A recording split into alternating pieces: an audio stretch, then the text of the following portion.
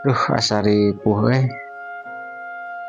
jadi jelema setengah-setengah setengah-setengah kumaha maksudnya.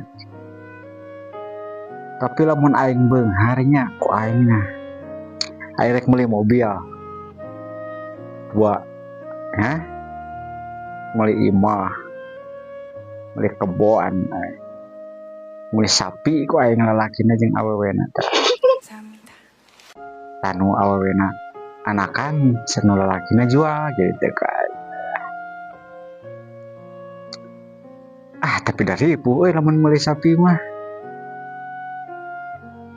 mun meuli mobil ribu aing kudu bayar pajak deh.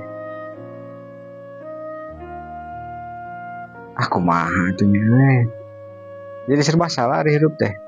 Ayeuna loba duit bingung, teboga duit lebih bingung.